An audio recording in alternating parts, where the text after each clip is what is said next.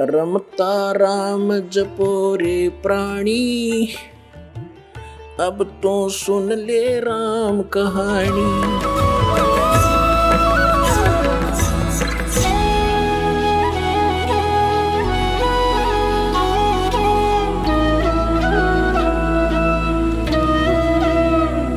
एक चोर किसी शरीफ व्यक्ति के घर पर रुक गया यात्री बनकर। अब उस शरीफ व्यक्ति ने उस चोर को अपने घर के बीच में सुलाया, एक नेक आदमी मानकर। घर वाला सो गया निश्चिंत होकर के, खाना खुना खिला के, और चोर रात्रि में चोरी करके चला गया। अब उस नेक व्यक्ति को, वो स्वयं नेक था, उसको चोर दिखाई नहीं दिया वो, और एक शरीफ व्यक्ति चला गया चोर के घर पे, यात्री रात्रि में रुक गया। अब वो चोर सारी रात जागता रहा कि कहीं ये रात ने तेरी चोरी ना कर ले।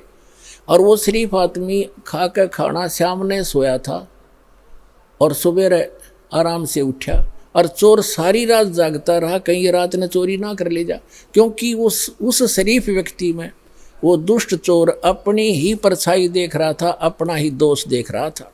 तो इसी प्रकार दोस्त हम इस दास का विरोध कर रहे हैं, और उस दास पर जो ऐसे आरोप गंदे लगाए झूठे, वो स्वयं ही ऐसे थे। और पुण्यात्माओं, आप देख रहे हो क्रोथा आश्रम सरकार के पास रहा 7 वर्ष, उसको लुटवा दिया, करोड़ों की संपत्ति भक्तों के दान का नाश करवा दिया, सारा लुटवा दिया।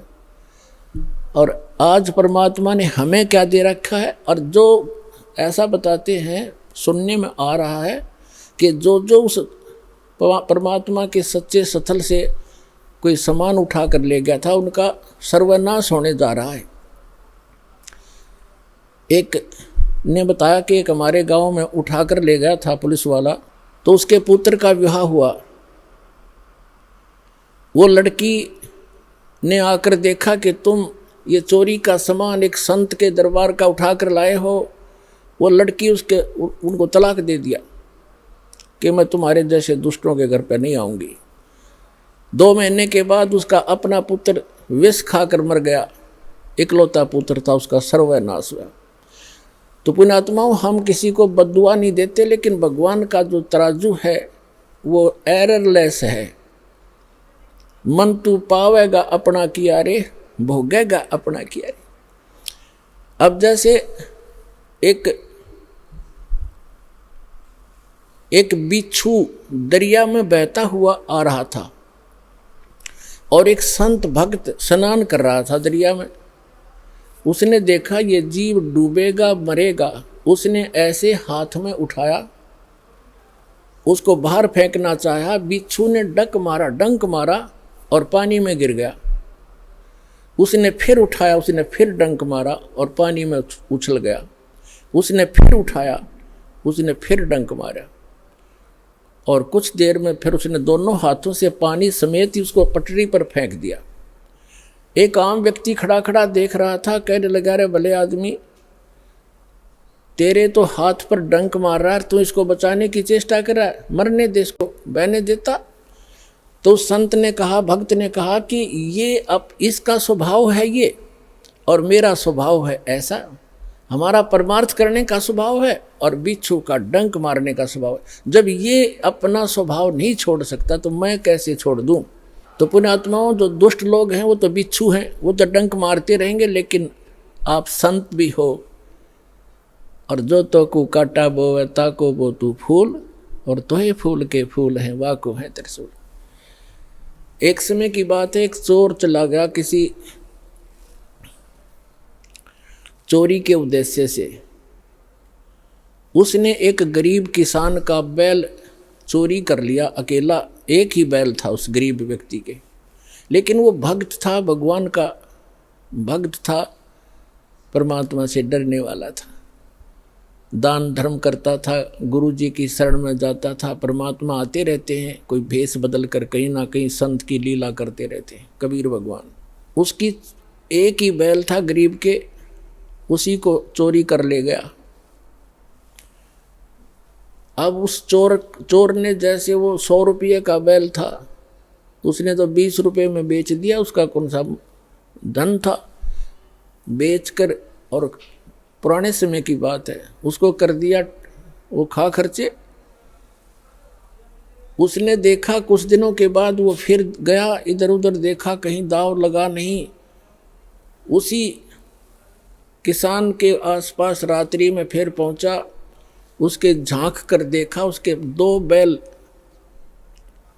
बैल बंधे थे और किसान आराम से बैलों से दूर सो रहा था अपने ही आंगन में। चोर ने उस किसान के दोनों बैल चुरा लिए और वो ले गया।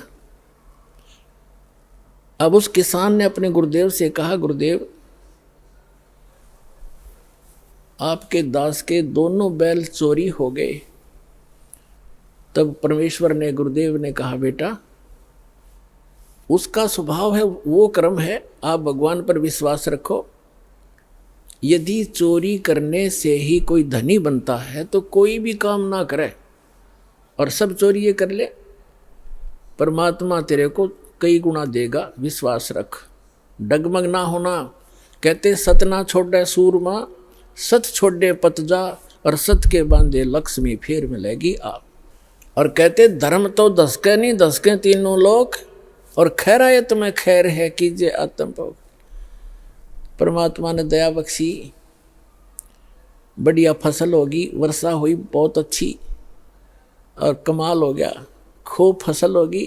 अब 1 वर्ष के बाद वो चोर फिर गया। उसने ये विचार लगा कि वो व्यक्ति ना कोई पुलिस में रिपोर्ट कराता और ना तेरे सिर में कोई दर्द करता, नहीं तो कोई खोजी पीछे लगा दे, ढूंढ ले चोर। तो वो शरीफ फिर देखा कि अब के फिर जाता हूँ उधर ही। अब चोर ने तो वो तीनों बैल बेच के खत्म किए, खा खू के फुर किया। तो उसने जाकर देखा, चोर ने,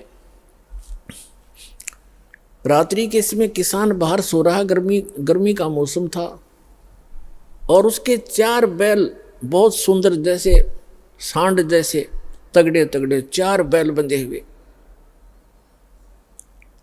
अब उस चोर के कलेजे में एक ऐसी धक हुई और कलेजा पकड़ कर बैठ गया।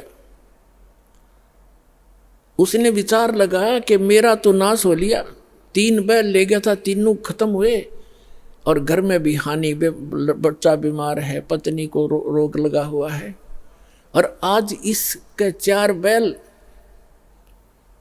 उसने उस किसान को उठाया, सूते हुए को। उसने, किसान ने कहा भाई कौन है तू, मुझे सोने दे भाई, सारा दिन खेतों में काम किया है, मैं थका पड़ा हूँ। और वो कहने लगा मैं चोर हूँ भाई। किसान कहने लगा भाई कोई बात नहीं, आप अपना काम करो, मुझे डिस्टर्ब ना करे, सोने दे, वक्त से उठना है, आप अपना काम करो जो जिस काम आए हो। तो चोर कहता है कि भाई मेरे से वो काम अब होता ही नहीं, मैं कर नहीं सकता उस काम ने, एक बार उठ ले तू, एक बार खड़ा हो ले। उसने कहा क्या बात है। चोर ने बताया कि भाई मुझे चाहे तो पुलिस में पकड़वा दे और चाहे किसी गांव के व्यक्तियों ने बुला के जान तो मरवा दे, मैं सच्ची बताऊंगा आज। वो कहने लगा किसान के, बता भाई क्या बात है। मैं ना तो तेरे को पुलिस में पकड़वाऊं और ना मैं तुझे किसी से पिटवाऊं, भाई तो क्या करना चाहते हो बताओ। उसने कहा कि मैं आपका पहला बैल भी मैं चुरा कर ले गया था, और तेरे दूसरे बैल, जब फिर मैं दूसरी बार आया तो आपके 2 बैल थे बहुत सुंदर, और मेरे उस एक, वो भी मेरा वैसे ही विनाश हो लिया था, वो भी खर्च हुए। दूसरी बार आपके दोनों बैल भी मैं चुरा कर ले गया था, और मेरे पास आज खाने को दाने नहीं, और तेरे पास 4 बैल खड़े हैं, मुझे युवराज बता दे, ऐसा गरीब आदमी तू कैसे लाया 4 बैल। तब उसने कहा भाई अब सुन ले मेरी, मैं कहाँ से लाया। मैंने गुरु बना रखे हैं और वो परम संत भगवान आए हुए हैं, मैं उनका सेवक हूँ, उनकी आज्ञा का पालन करता हूँ, और ऐसे कर आप भी दीक्षा ले लो। परमात्मा धनी करेगा तब धनी बना करते हैं। तो उसने कहा ठीक है भाई, मैं दीक्षा ले लूँगा। अपने गुरुदेव के पास लेकर गया वो किसान उसको कि गुरुदेव, एक भक्त आया है, आपका दास आया है और ये दीक्षा लेना चाहता आपसे। अच्छा बेटा, दीक्षा ले लो। तो गुरुदेव ने बताया कि बेटा चोरी नहीं करनी, मांस नहीं खाना, शराब नहीं पीना। तो उसने कहा महाराज मैं बड़ा दुष्ट व्यक्ति था और आपके इस देवता के मैं तीन बैल चुरा कर ले गया था, मेरा तो नाश हो गया, मेरा बच्चे भी बीमार, मेरी पत्नी को भी रोग है, और आपके इस बच्चे के 4 बैल बंधे। तो उसने कहा बेटा कोई बात नहीं, अनजान में गलती ना जाने किस किस पे हो जाती है, और फिर सुधर जाओ, इंसान ही होता है। और बेटा भगवान देता है तभी धनी हो सकता है, ऐसी बकवादों से धनी नहीं हो सकता। उसको दीक्षा दिलवा के उस चोर को, अब तो भक्त बन गया। कहते हैं हर सुमरे सो हंस कहावे, कामी क्रोधी कागरे। भक्ति करे तो भक्त हो गया, चोरी करे था चोर था, अब भक्त बन गया। अपने घर लाया उसको और कहा भाई क्या काम करता है? वो कहने लगा मैं भी किसान हूँ। भाई ठीक है, ऐसे कर 1 बैल ले जा तू और एक अपना किसी और से जुगाड़ करके कर लिए, 1 बैल ले जा और अपना कमा ले। तो उसने कहा नहीं, मैं बैल ले जरूर जाऊंगा क्योंकि मेरे पास अभी भी जुगाड़ है नहीं, लेकिन आपका जो मैं चोरी करके ले गया था वो भी पाई दूंगा, मुझे पता लग गया भाग गया, फिर अगले जन्म में देना होगा। तो पुण्यात्माओं, ये करौथा आश्रम जो है उसमें करोड़ों की संपत्ति थी बच्चों के दान की।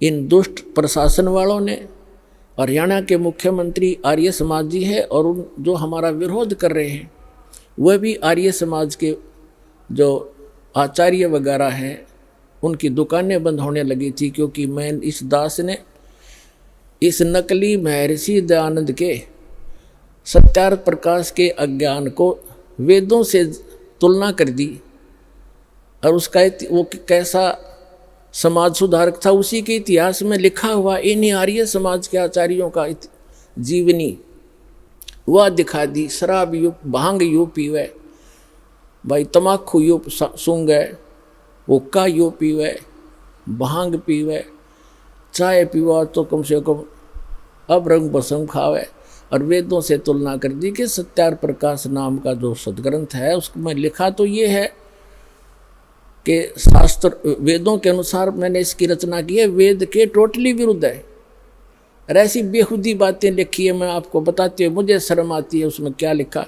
तो ये इसलिए बताया था दास ने कि ठीक है गलती सब पर हो जाती है, दास को वो ज्ञान हुआ, आप भी भगवान के बच्चे हो सभी, एक दयानंद की नहीं, इस दास ने सभी संत और पंथों की वह जो अज्ञान था सदग्रंथों से जांच करके जनता को दिखा दिया, जिसका परिणाम ये है लाखों की संख्या में उमड़ कर आ रहे।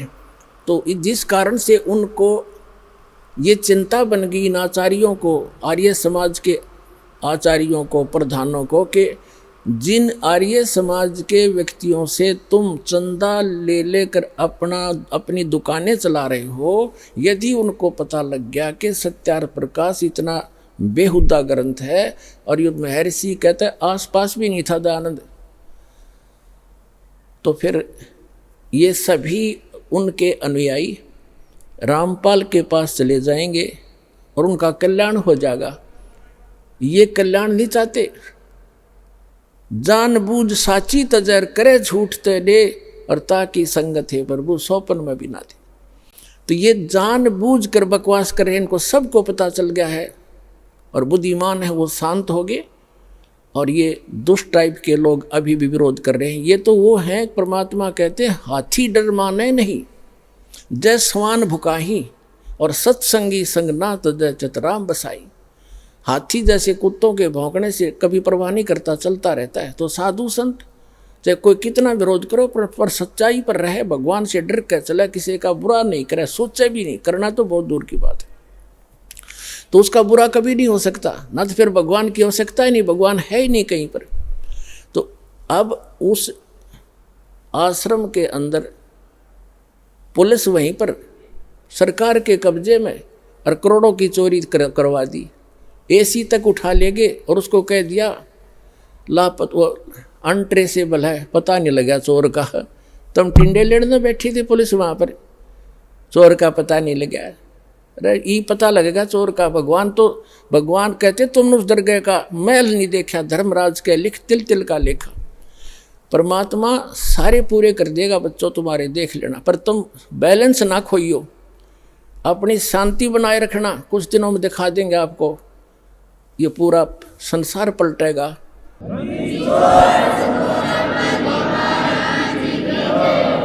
और परमात्मा ने उससे 4 गुना तो यहाँ दे दिया आश्रम, और मध्य प्रदेश के अंदर इससे भी दुगना आश्रम 24 एकड़ का, 22 एकड़ का MP के अंदर दे दिया, और उससे भी ज़्यादा भर दिया। और पुण्यात्माओं, समर्थ का शरणाग हो, रंग होरी हो, कबू न हो काज राम रंग होरी हो। समर्थ की शरण में रहो, उसका कभी बुरा नहीं हो सकता। कभी हमने किसी का बुरा नहीं सोचना। जिन्होंने हमारे साथ जुल्म किए हैं, हम उनका प्रतिशोध नहीं रखेंगे, ना रखना मन में। फिर भगवान रूस जाएगा, उसका फिर ऑपरेशन खत्म हो जाएगा अगर आप उसका बदला लेना चाहोगे। कभी नहीं सोचना, भगवान पर छोड़कर चलो, अपना बचाव रखो।